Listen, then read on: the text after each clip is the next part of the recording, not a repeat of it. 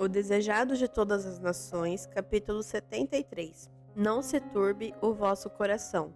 Este capítulo é baseado em João, capítulo 13, dos versos 31 ao 38 e capítulo 14, verso 17. Olhando a seus discípulos com divino amor e a mais terna simpatia, Cristo disse: Agora é glorificado o Filho do Homem e Deus é glorificado nele. João 13, 31. Judas deixara o cenáculo e Cristo se achava só com os 11. Estava para falar-lhes de sua próxima separação deles. Antes de fazê-lo, porém, salientou o grande objetivo de sua missão, que ele mantinha sempre diante de si.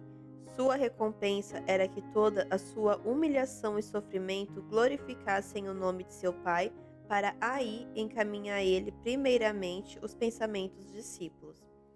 Então, dirigindo-se a eles com a carinhosa expressão filhinhos, disse: Ainda por um pouco estou convosco. Vós me buscareis, e como tinha dito aos judeus, para onde eu vou, não podeis vós ir. Eu vou-lo digo também agora. João 13, 33. Os discípulos não se podiam regozijar ouvindo isto. Caiu sobre eles temor. Comprimiram-se em torno de Jesus, seu amo e Senhor, seu amado mestre e amigo. Era-lhes mais precioso do que a própria vida. A ele se haviam dirigido em busca de auxílio em todas as suas perplexidades, de conforto em suas tristezas e decepções, e agora os ia deixar solitário e dependente grupo. Sombrios foram os pressentimentos que lhes encheram o coração. Mas as palavras que lhes dirigiu o Salvador foram cheias de esperança. Sabia que seriam assaltados pelo inimigo e que os ardis de Satanás, não mais bem-sucedidos, contra os que se acham deprimidos pelas dificuldades, dirigiu-os, portanto, das coisas que se veem às que não se veem. 2 Coríntios 4,18. Fê-los voltarem os pensamentos do exílio terrestre ao celeste lar. Não se turbe o vosso coração, disse. Credes em Deus, credes também em mim. Na casa de meu pai há muitas moradas. Se não fosse assim, eu vou-lo teria dito. Vou preparar-vos lugar. E se eu for e vos preparar lugar, virei outra vez e vos levarei para mim mesmo, para que onde eu estiver, estejais vós também. Mesmo vós sabeis para onde eu vou e conheceis o caminho. João 14, dos versos 1 ao 4. Por amor de vós vim ao mundo, estou trabalhando em vosso benefício. Quando me for, continuarei ainda a trabalhar fervorosamente por vós. Vim ao mundo para revelar-me a vós, para que pudesseis crer. Vou para o Pai para cooperar com Ele em vosso favor. O objetivo da partida de Jesus era o contrário daquilo que temiam os discípulos. Não significava uma separação definitiva. Ia preparar-lhes lugar para que pudesse voltar e recebê-los junto de si. Enquanto lhes estava construindo mansões, eles deviam formar caráter à semelhança divina. Ainda os discípulos estavam perplexos. Tomé, sempre turbado por dúvidas, disse: Senhor, nós não sabemos para onde vais, e como podemos saber o caminho? Disse-lhe Jesus: Eu sou o caminho, a verdade e a vida. Ninguém vem ao Pai senão por mim. Se vós me conhecesseis a mim, também conheceríeis a meu Pai, e já desde agora o conheceis e os tendes visto. João 14, dos versos 5 ao 7. Não há muitos caminhos para o céu, não pode cada um escolher o seu. Cristo diz: Eu sou o caminho, ninguém vem ao Pai senão por mim. João 14, 6. Desde que foi pregado o primeiro sermão evangélico, quando no Éden se declarou que a semente da mulher havia de esmagar a cabeça da serpente, Cristo fora exaltado como o caminho, a verdade e a vida. Ele era o caminho ao tempo em que Adão vivia, quando Abel apresentava a Deus o sangue do cordeiro morto, representando o sangue do Redentor. Cristo foi o caminho pelo qual se salvaram patriarcas e profetas. Ele é o único caminho pelo qual podemos ter acesso a Deus.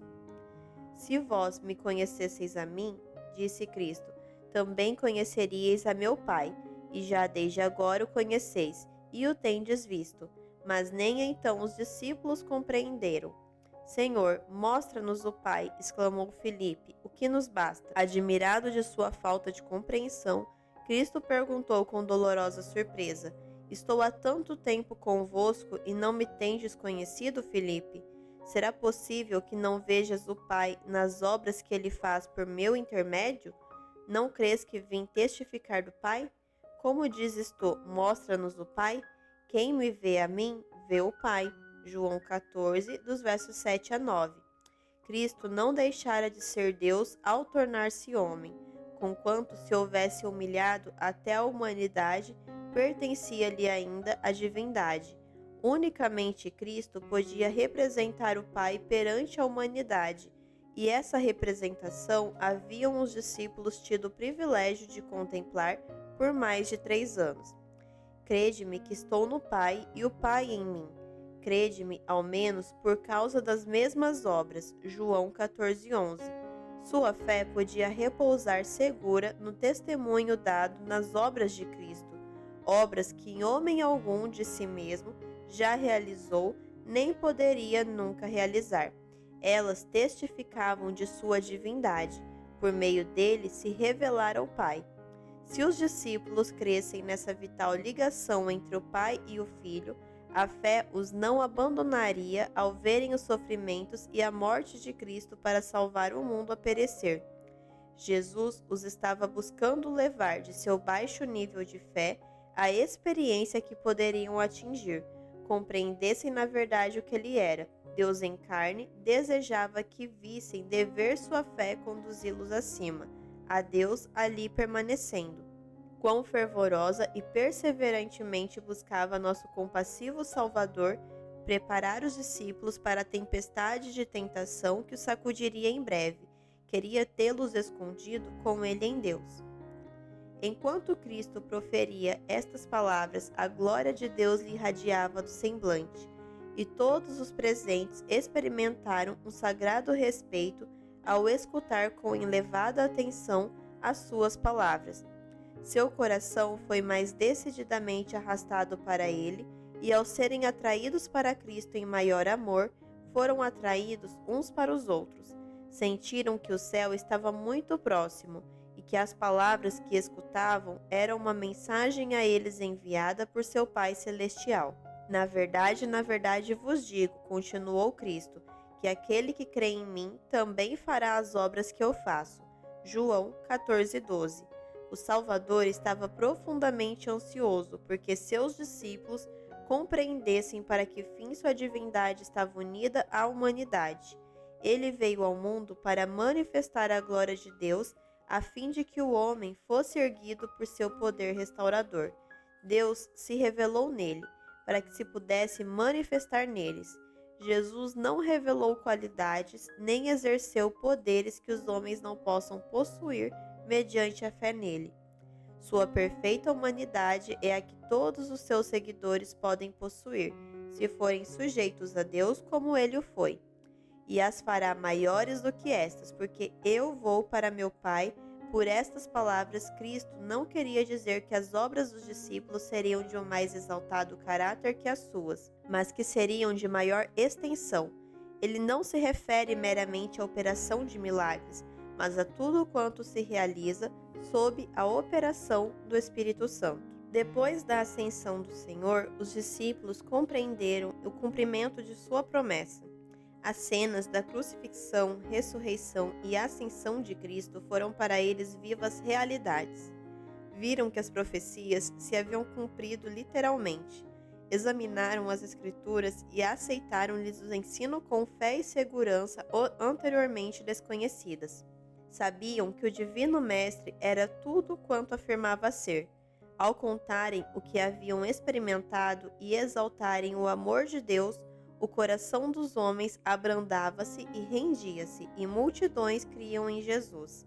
A promessa do Salvador a seus discípulos é uma promessa à sua igreja até ao fim dos séculos. Não era o desígnio de Deus que seu maravilhoso plano para redimir os homens realizasse apenas insignificantes resultados.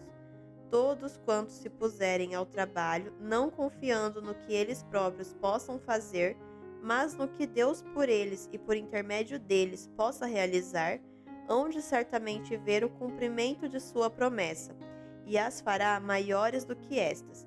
declara ele, porque eu vou para meu Pai. Até então, os discípulos não estavam familiarizados com os ilimitados recursos e poder do Salvador. Disse-lhes ele: Até agora nada pedistes em meu nome. João 16:24. Explicou que o segredo de seu êxito estaria em pedir forças e graça em seu nome. Ele estaria diante do Pai para fazer a petição por eles. A prece do humilde suplicante apresenta como seu próprio desejo em favor daquela alma. Toda sincera oração é ouvida no céu. Talvez não seja expressa fluentemente, mas se nela estiver o coração, ascenderá ao santuário em que Jesus ministra, e ele a apresentará ao Pai sem uma palavra desalinhada, sem uma dificuldade de enunciação, bela e fragrante com o incenso de sua própria perfeição. O caminho da sinceridade e integridade não é isento de obstáculos, mas em cada dificuldade devemos ver um chamado à oração. Não existe nenhum vivente dotado de qualquer poder que não o haja recebido de Deus, e a fonte de onde ele vem está aberta ao mais fraco dos seres humanos. Tudo quanto pedirdes em meu nome, disse Jesus, eu farei, para que o Pai seja glorificado no Filho. Se pedirdes alguma coisa em meu nome, eu o farei. João, capítulo 14, versos 13 e 14. Em meu nome, ordenou Jesus aos discípulos que orassem. No nome de Cristo, seus seguidores devem subsistir diante de Deus. Graças ao valor do sacrifício feito por eles, são estimados aos olhos do Senhor em virtude da imputada justiça de Cristo. São reputados preciosos. Por amor de Cristo, o Senhor perdoa aos que o temem.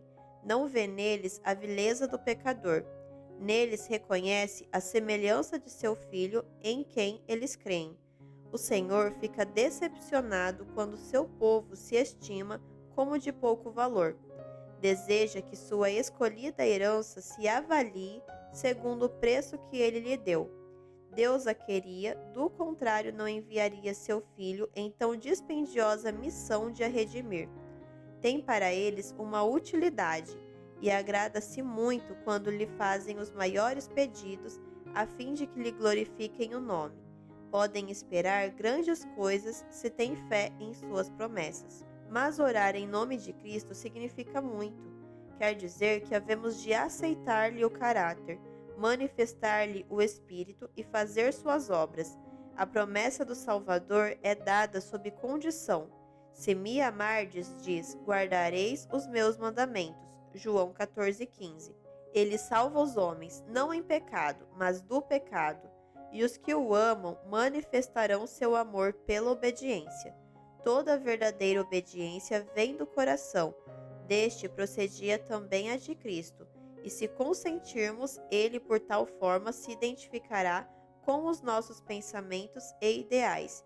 Dirigirá nosso coração e espírito em tanta conformidade com o seu querer que, obedecendo-lhe, não estaremos senão seguindo nossos próprios impulsos. A vontade refinada, santificada, encontrará seu mais elevado deleite em fazer o seu serviço. Quando conhecermos a Deus, como nos é dado o privilégio de o conhecer, nossa vida será de contínua obediência, mediante o apreço do caráter de Cristo por meio da comunhão com Deus. O pecado se nos tornará aborrecível. Como Cristo viveu a lei na humanidade, assim podemos fazer se nos apegarmos ao forte em busca de força, mas não devemos pôr a responsabilidade de nosso dever sobre outros e esperar que eles nos digam o que fazer. Não podemos depender da humanidade quanto a conselhos. O Senhor nos ensinará nosso dever com tanta boa vontade como faz a qualquer outro, se a Ele nos achegarmos. Com fé, transmitir-nos-á pessoalmente os seus mistérios. Nosso coração arderá muitas vezes dentro de nós ao aproximar-se alguém para comungar conosco, como fez com Enoque. Os que decidem não fazer, em qualquer sentido, coisa alguma que desagrade a Deus, depois de lhe apresentarem seu caso, saberão a orientação que hão de tomar, e não receberão unicamente sabedoria, mas força. Ser-lhes-á comunicado poder para a obediência e para o serviço. assim como Cristo prometeu. Tudo quanto foi dado a Cristo, todas as coisas para suprir as necessidades dos homens caídos, foi-lhe dado como cabeça e representante da humanidade.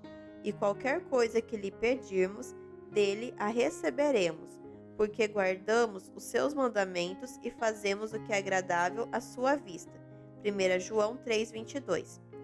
Antes de o se oferecer como a vítima sacrificial, Cristo buscou o mais essencial e completo dom para outorgar a seus seguidores, um dom que lhe poria ao alcance os ilimitados recursos da graça. Eu rogarei ao Pai, disse, e ele vos dará outro Consolador, para que fique convosco para sempre, o Espírito de verdade que o mundo não pode receber, porque não o vê nem o conhece, mas vós conheceis, porque habita convosco e estará em vós. Não vos deixarei órfãos, voltarei para vós. João 14, dos versos 16 a 18. Antes disso, o Espírito havia estado no mundo, desde o próprio início da obra de redenção. Ele estivera atuando no coração dos homens, mas enquanto Cristo estava na terra, os discípulos não tinham desejado nenhum outro auxiliador. Não seria senão depois que fossem privados de sua presença que experimentariam a necessidade do Espírito e então ele havia de vir. O Espírito Santo é o representante de Cristo, mas despojado da personalidade humana e dela independente. Limitado pela humanidade, Cristo não poderia estar em toda parte em pessoa. Era, portanto, do interesse deles que fosse para o Pai e enviasse o Espírito como seu sucessor na terra. Ninguém poderia ter então vantagem devido à sua situação ou seu contato pessoal com Cristo. Pelo Espírito, o Salvador seria acessível a todos. Nesse sentido, estaria mais perto deles do que se não subisse ao alto. Aquele que me ama será amado de meu Pai, e eu o amarei, e me manifestarei a ele. João 14, 21. Jesus lia o futuro de seus discípulos. Via um ser levado ao cadafalso, outro à cruz, um terceiro exilado entre os solitários rochedos do mar, outros ainda perseguidos e mortos. Animou-os com a promessa de que, em toda provação, estaria com eles. Aquela promessa não perdeu nada de sua força. O Senhor conhece tudo a respeito de seus fiéis servos, que por amor dele jazem numa prisão ou são banidos para ilhas solitárias. Conforta-os com sua presença. Quando por amor da verdade o crente comparece à barra de injustos tribunais, Cristo se encontra a seu lado. Toda injúria que cai sobre eles cai sobre Cristo. Ele é condenado outra vez na pessoa de seus discípulos. Quando uma pessoa se acha entre as paredes de um cárcere, Cristo lhe arrebata o coração com seu amor. Quando alguém sofre a morte por sua causa, ele diz: Eu sou o que vivo e fui morto. Mas eis que aqui estou vivo para todo sempre, e tenho as chaves da morte e do inferno. Apocalipse 1,18. A vida que por mim é sacrificada conserva-se para a glória eterna. Em todos os tempos e lugares, em todas as dores e aflições, quando a perspectiva se afigura sombria e cheia de perplexidade o futuro, e nos sentimos desamparados e sós, o Consolador será enviado em resposta à oração da fé. As circunstâncias podem nos separar de todos os amigos terrestres. Nenhuma, porém, nem mesmo a distância, nos pode separar do celeste Consolador. Onde quer que estejamos, aonde quer que vamos, ele se encontra sempre à nossa direita para apoiar, suster, erguer e animar. Cristo prometeu o dom do Espírito Santo à sua igreja, e essa promessa nos pertence, da mesma maneira que aos primeiros discípulos. Mas, como todas as outras promessas, é dada sob condições. Muitos há que creem e professam reclamar a promessa do Senhor. Falam acerca de Cristo e acerca do Espírito Santo, e todavia não recebem benefício. Não entregam a vida para ser guiada e regida pelas forças divinas. Não podemos usar o Espírito Santo. Ele é que deve servir-se de nós. Mediante o Espírito opera Deus em seu povo, tanto querer como efetuar, segundo a sua boa vontade. Filipenses 2,13. Mas muitos não se submeterão a isto. querem dirigir a si mesmos. É por isso que não recebem o celeste dom. Unicamente aos que esperam humildemente em Deus, que estão atentos à sua guia e graça, é concedido o Espírito. O poder de Deus aguarda que o peçam e o recebam. Essa prometida bênção, reclamada pela fé, traz após si todas as outras bênçãos. É concedida segundo as riquezas da graça de Cristo, e Ele está pronto a suprir toda a alma segundo sua capacidade para receber. Em seu discurso aos discípulos, Jesus não fez nenhuma triste alusão a seus próprios sofrimentos e morte. Foi de paz seu último legado a eles. Disse: Deixo-vos a minha paz vos dou. Não vô-la dou como o mundo a dá. Não se turbe o vosso coração, nem se atemorize. João 14:27. Antes de deixar o cenáculo, o Salvador dirigiu os discípulos num hino de louvor. Sua voz se fez ouvir, não nos assentos de uma dolorosa lamentação, mas nas jubilosas notas da Aleluia Pascual. Louvai ao Senhor todas as nações, louvai-o todos os povos, porque a sua benignidade é grande para conosco, e a verdade do Senhor é para sempre. Louvai ao Senhor. Salmos 117. Depois do hino saíram, atravessaram as ruas, saindo pela porta da cidade em direção do Monte das Oliveiras. Lentamente caminhavam, preocupado, cada um com seus próprios pensamentos. Ao começarem a descer para o monte, Jesus disse num tom de profunda tristeza: Todos vós esta noite vos escandalizareis em mim, porque está escrito: Ferirei o pastor e as ovelhas do rebanho se dispersarão. Mateus 26:31. Os discípulos escutaram contristados e possuídos de espanto. Lembravam-se de como, na sinagoga de Cafarnaum, quando Cristo falara de si mesmo como o pão da vida, muitos se escandalizaram, afastando-se dele. Os 12, porém, não se tinham mostrado infiéis. Pedro, falando por seus irmãos, declarara sua lealdade a Cristo. Então o Salvador dissera: Não vos escolhi a vós os 12? E um de vós é um diabo. João 6,70. No cenáculo, Jesus dissera que um dos 12 o havia de trair, e que Pedro o negaria, mas agora suas palavras os incluíam a todos. Então se fez ouvir a voz de Pedro, protestando veementemente: Ainda que todos se escandalizem, nunca porém eu. No cenáculo, declarara: Por ti darei a minha vida. Jesus o advertira de que naquela mesma noite negaria seu Salvador. Agora Cristo repete a advertência: Em verdade te digo que hoje, nesta noite, antes que o galo cante 2 vezes, 3 vezes me negarás. Mas Pedro apenas disse com mais veemência: Ainda que me seja necessário morrer contigo, de modo nenhum te negarei. E da mesma maneira diziam todos também. Marcos 14, versos 29 a 31. Em sua confiança de si mesmos, negaram a repetida declaração daquele que é onisciente. Não estavam preparados para a prova. Quando a tentação os assaltasse, compreenderiam a própria fraqueza. Quando Pedro disse que seguiria seu Senhor à prisão e à morte, era sincero em cada palavra proferida, mas não conhecia a si mesmo. Ocultos em seu coração havia elementos de mal que as circunstâncias fariam germinar. A menos que ele fosse levado à consciência de seu perigo, esses elementos se demonstrariam sua eterna ruína. O Salvador viu nele um amor próprio e segurança que sobrepujariam mesmo o amor de Cristo. Em sua vida se revelara muito de enfermidade, pecado não mortificado, descuido de espírito, gênio não santificado e temeridade para entrar em tentação. A solene advertência de Cristo era um chamado a exame de coração. Pedro necessitava desconfiar de si mesmo e ter maior fé em Cristo. Houvesse ele recebido com humildade a advertência e teria recorrido ao pastor do rebanho para que guardasse sua ovelha. Quando no mar da Galileia se achava prestes a submergir, clamara: Senhor, salva-me. Mateus 14:30. Então a mão de Cristo se estendera para segurar a sua.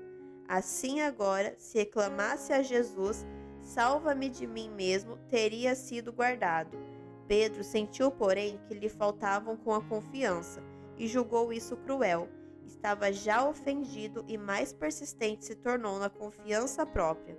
Jesus contempla compassivamente os discípulos, não os pode salvar da provação, mas não os deixa sem conforto. Assegura-lhes que há de quebrar as cadeias do sepulcro e que seu amor por eles não falhará. Mas, depois de eu ressuscitar, diz: Irei adiante de vós para a Galiléia. Mateus 26:32. Antes que o negassem, receberam a certeza do perdão. Depois de sua morte e ressurreição, sabiam achar-se perdoados e ser caros ao coração de Cristo. Jesus e os discípulos estavam a caminho para o Getsêmani, ao pé do Monte Olivete, retirado do lugar que ele visitara muitas vezes para meditar e orar. O Salvador estivera expondo aos discípulos a missão que o trouxera ao mundo e a relação espiritual que deveriam manter para com ele. Ilustra em seguida a lição. A lua esparge sua clara luz, revelando-lhe uma florescente videira. Atraindo para ela a atenção dos discípulos, emprega-a como símbolo. Eu sou a videira verdadeira, diz ele. Em vez de escolher a graciosa palmeira, o altaneiro cedro ou o vigoroso carvalho, Jesus toma a videira como as suas gavinhas para representar a si mesmo. A palmeira, o cedro e o carvalho mantêm-se de pé por si sós. Não exigem apoio, mas a videira se entrelaça na grade e assim cresce em direção do céu. Assim Cristo, em sua humanidade, dependia do poder divino. Eu não posso de mim mesmo fazer coisa alguma. João 5,30, declarou ele. Eu sou a videira verdadeira. Os judeus haviam sempre considerado a videira como a mais nobre das plantas, e uma imagem de tudo quanto é poderoso, excelente e frutífero. Israel fora representado por uma videira plantada pelo Senhor na terra prometida. Os judeus baseavam sua esperança de salvação em sua ligação com Israel. Mas Jesus diz: Eu sou a videira verdadeira. Não penseis que, devido à ligação com Israel, podeis tornar-vos participantes da vida de Deus e herdeiros de sua promessa. Unicamente por mim é recebida a vida espiritual. Eu sou a videira verdadeira e meu pai é o lavrador. João 15:1. Nos montes da Palestina, plantou nosso Pai Celestial esta boa videira, e ele próprio era o lavrador. Muitos foram atraídos pela beleza dessa videira, reconhecendo-lhe a origem celeste, mas aos guias de Israel ele parecia como uma raiz de terra seca. Tomaram a planta e esmagaram-na, pisando-a sob os pés profanos. Sua ideia era destruí-la para sempre, mas o celeste lavrador nunca perdeu de vista sua planta. Quando os homens pensavam que a tinham matado, ele a tomou e plantou-a do outro lado do muro. O tronco não mais devia ser visível, estava oculto dos cruéis assaltos dos homens, mas os ramos da videira pendiam sobre o muro. Eles a deviam representar. Por meio deles ainda se poderiam unir enxertos à videira. Destes se obtiveram frutos. Houve uma colheita da qual aproveitaram os transeuntes. Eu sou a videira, vós as varas. João 15:5. Disse Cristo aos discípulos: Embora estivesse para ser afastado deles, sua união espiritual com ele devia permanecer imutável. A ligação dos ramos com a videira, disse, representa a relação que deveis manter comigo. O renovo é enxertado na videira viva e fibra por fibra, veia por veia, emerge no tronco. A vida da videira torna-se a vida do ramo. Assim, a alma morta em ofensas e pecados recebe vida mediante a ligação com Cristo. Pela fé nele como Salvador pessoal, forma-se esta união. O pecador une a sua fraqueza à força de Cristo, seu vazio à plenitude dele, sua fragilidade à perdurável resistência do Salvador. Assim, ele possui a mente de Cristo. Sua humanidade tocou a nossa e nossa humanidade tocou a divindade. Assim, pela operação do Espírito Santo, o homem torna-se participante da natureza divina, é aceito no amado. Uma vez formada, esta união com Cristo deve ser mantida, disse Cristo. Estais em mim, e eu em vós, como a vara de si mesma não pode dar fruto, se não estiver na videira. Assim também vós, se não estiverdes em mim. João 15:4. Isto não é um contato casual, ora sim, ora não. O ramo torna-se uma parte da videira viva. A comunicação de vida, força e fertilidade da raiz aos ramos é livre e constante. Separado da videira, o ramo não pode viver. Tampouco, disse Jesus, podeis vós viver separados de mim. A vida que de mim recebestes só pode ser conservada por meio de contínua comunhão. Sem mim, não podeis vencer um só pecado ou resistir a uma única tentação. Estais em mim e eu em vós. Permanecer em Cristo significa receber constantemente de seu Espírito, uma vida de inteira entrega a seu serviço. As vias de comunicação entre o homem e seu Deus devem achar-se de contínuo desimpedidas. Como o ramo tira sem cessar, a seiva da videira viva, assim nos devemos apegar a Cristo e dele receber pela fé a força e perfeição de seu próprio caráter. A raiz, por meio dos galhos, envia nutrição aos mais afastados ramos. Assim comunica Jesus a todo crente a corrente do vigor espiritual. Enquanto a alma estiver unida a Cristo, não há perigo de que seque ou se corrompa.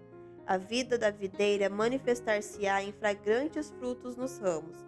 Quem está em mim, disse Jesus, e eu nele, esse dá muito fruto, porque sem mim nada podeis fazer. João 15:5.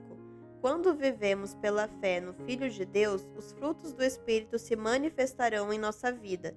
Nenhuma faltará. Meu Pai é o lavrador. Toda vara em mim que não dá fruto, atira. João 15, versos 1 e 2.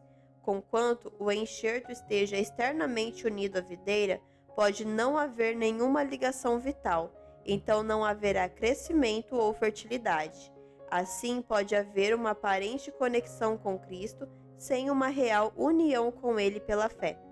Uma profissão de religião introduz os homens na igreja, mas o caráter e a conduta mostram se eles se acham em ligação com Cristo, se não dão frutos, são falsas varas. Sua separação de Cristo envolve uma ruína tão completa como a que é representada pela vara seca. Se alguém não estiver em mim, disse Cristo, será lançado fora, como a vara e secará. E os colhem e lançam no fogo e ardem. João 15:6. E limpa toda aquela que dá fruto, para que dê mais fruto. João 15:2. Dos 12 escolhidos que haviam seguido a Jesus, um como ramo seco estava para ser tirado. O resto devia passar pelo podão de amarga prova. Com solene ternura, Jesus explicou o desígnio do lavrador. A poda ocasionará dor, mas é o Pai que aplica o podão. Ele não trabalha com mão impensada nem coração indiferente. Há ramos que se arrastam pelo chão. Estes devem ser soltos dos pontos de apoio da terra a que se apegam as tenras gavinhas. Devem estender-se em direção ao céu para encontrar em Deus seu sustentáculo. A excessiva folhagem que tira ao fruto a corrente vital tem de ser podada, cortado, o excesso de ramos a fim de dar lugar aos saneadores raios do sol da justiça. O lavrador corta os sebentos prejudiciais para que o fruto seja mais rico e abundante. Nisto é glorificado meu Pai, disse Jesus, que deis muito fruto. João 15, verso 8. Deus deseja manifestar por meio de vós a santidade, a beneficência, a compaixão de seu próprio caráter. Todavia, o Salvador não ordena aos discípulos que se atropelem para produzir frutos. Diz-lhes que permaneçam nele. Se vós estiverdes em mim, diz, e as minhas palavras estiverem em vós, pedireis tudo o que quiserdes e vos será feito. João 15:7. É por meio da palavra de Cristo que habita em seus seguidores. Esta é a mesma vital união representada por comer sua carne e beber seu sangue. As palavras de Cristo são espírito e vida. Recebendo-as, recebeis a vida da videira. Viveis de toda palavra que sai da boca de Deus. Mateus 4:4. A vida de Cristo em vós produz os mesmos frutos que nele. Vivendo em Cristo, aderindo a Ele, por Ele sustentados e dele tirando a nutrição, dareis frutos segundo a sua semelhança. Nessa última reunião de Jesus com seus discípulos, o grande desejo por ele manifestado em seu favor foi de que se amassem uns aos outros como ele mesmo os amara.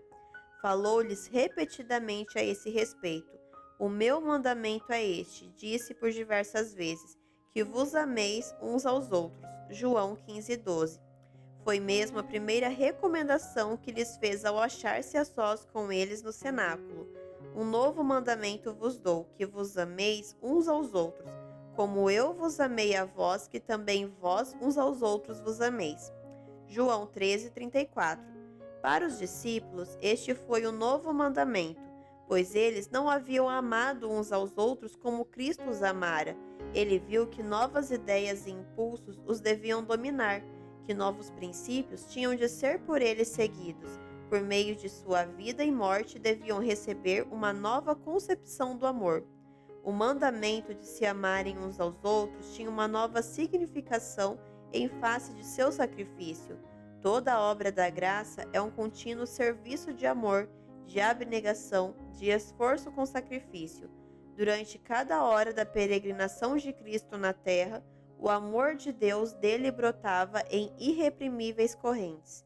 Todos quantos são possuídos de seu espírito hão de amar como ele amou. O mesmo princípio que atuava em Cristo há de atuar neles em todo o seu trato uns com os outros. Esse amor é o testemunho de seu discipulado. Nisto todos conhecerão que sois meus discípulos, disse Jesus, se vos amardes uns aos outros. João 13:35. Quando os homens se ligam entre si, não pela força do interesse pessoal, mas pelo amor, mostram a operação de uma influência que é superior a toda influência humana. Onde existe esta unidade, é evidente que a imagem de Deus está sendo restaurada na humanidade que foi implantada nova vida. Mostra que há na natureza divina poder para deter os sobrenaturais agentes do mal, e que a graça de Deus subjuga o egoísmo inerente ao coração natural. Esse amor manifestado na Igreja há de, por certo, incitar a ira de Satanás. Cristo não estabelece para seus discípulos um caminho fácil. Se o mundo vos aborrece, diz ele, sabei que, primeiro que a vós me aborreceu a mim. Se vós fosseis do mundo, o mundo amaria o que era seu. Mas porque não sois do mundo, antes eu vos escolhi do mundo, por isso é que o mundo vos aborrece. Lembrai-vos da palavra que vos disse, não é o servo maior do que o seu senhor. Se a mim me perseguiram, também vos perseguirão a vós. Se guardaram a minha palavra, também guardarão a vossa. Mas tudo isto vos farão por causa do meu nome, porque não conhecem aquele que me enviou. João 15, dos versos 18 a 21. O Evangelho deve ser levado avante por ativa luta em meio de oposição, perigo, prejuízo e sofrimento. Mas os que fazem esta obra estão apenas seguindo os passos do Mestre. Como Redentor do mundo, Cristo foi constantemente confrontado por aparentes fracassos. Ele, o mensageiro da misericórdia ao nosso mundo, pouco parecia fazer da obra que anelava realizar em erguer e salvar. Satânicas influências estavam sempre operando para lhe obstar o caminho, mas ele não se desanimava. Através da profecia de Isaías declara: em vão tenho trabalhado inútil e vãmente gastei as minhas forças. Todavia o meu direito está perante o Senhor e o meu galardão perante o meu Deus. Israel se deixou ajuntar. Contudo, aos olhos do Senhor serei glorificado, e o meu Deus será a minha força. É a Cristo que é feita a promessa. Assim diz o Senhor, o Redentor de Israel, o Santo, a alma desprezada, ao que as nações abominam. Assim diz o Senhor, te guardarei e te darei por conserto do povo, para restaurares a terra e lhes dares em herança as herdades assoladas, para dizeres aos presos, saí, e aos que estão em trevas, aparecei. Nunca terão fome nem sede, nem a calma nem o sol os afligirá, porque o que se compadece deles os guiará, e os levará mansamente aos mananciais, Isaías 49, versos 4 e 5 e dos versos 7 ao 10. Nessa palavra repousava Jesus e não deu lugar a Satanás. Quando estavam para ser dados os últimos passos na humilhação de Cristo, quando sua alma estava sendo envolvida pela mais profunda aflição, ele disse aos discípulos: Se aproxima o príncipe deste mundo, e nada tem em mim. João 14:30. O príncipe deste mundo está julgado. João 16:11. Agora será expulso. João 12:31. Com profética visão, Cristo traçou as cenas a terem lugar em seu último e grande conflito. Sabia que, quando exclamasse, está consumado, João 19:30, todo o céu havia de triunfar. Seu ouvido colheria a distante música, e os brados de vitória nas cortes celestes. Sabia que havia de soar então o dobre afinados do império de Satanás, e o nome de Cristo seria anunciado de mundo em mundo por todo o universo. Cristo regozijava-se de poder fazer mais em benefício de seus seguidores do que eles seriam capazes de pedir ou pensar. Falava com segurança, sabendo que fora dado, já antes da fundação do mundo, um onipotente decreto. Sabia que a verdade, armada com a onipotência do Espírito Santo, havia de vencer na contenda com o mal, e a ensanguentada bandeira flutuaria triunfalmente sobre seus seguidores. Sabia que a vida de seus confiantes discípulos seria como a sua, uma série de ininterruptas vitórias, que aqui não pareciam sê-lo, mas reconhecidas como tais no grande porvir. Tenho-vos dito isto, disse, para que em mim tenhais paz. No mundo tereis aflições, mas tende bom ânimo, eu venci o mundo. João 16:33. Cristo não falhou, nem lhe faleceu o ânimo, e seus seguidores têm de manifestar uma fé de natureza assim resistente. Cumpre-lhes viver como ele viveu, e trabalhar como ele trabalhou, pois nele confiam como grande obreiro mestre. Valor, energia e perseverança devem eles possuir. Conquanto aparentes impossibilidades lhes entravem o caminho, por sua graça hão de ir avante. Em lugar de deplorar as dificuldades, são convidados a transpô-las. Não devem desesperar de coisa alguma, mas esperar tudo. Com a áurea cadeira de seu incomparável amor, tem-nos Cristo ligado ao trono de Deus. É seu desígnio que lhes pertença a mais alta influência do universo, influência que emana da fonte de todo o poder. Tem de ter força para resistir ao mal, força que nem a terra, nem a morte, nem o inferno podem dominar, força que os habilitará a vencer como Cristo venceu. É intuito de Cristo que a ordem celeste, o celeste plano de governo e a divina harmonia celeste sejam representadas em sua igreja na terra. Assim, é ele glorificado em seu povo. Por meio deles, o sol da justiça resplandecerá sobre o mundo com não empanado brilho. Cristo deu à sua igreja amplas faculdades, de modo a poder receber abundantes retribuições de glória da parte de sua remida comprada possessão. Concedeu a seu povo capacidade e bênçãos para que representassem sua própria suficiência. A igreja, dotada com a justiça de Cristo, é sua depositária, nela se devendo revelar as riquezas de sua misericórdia, sua graça em plena e final manifestação.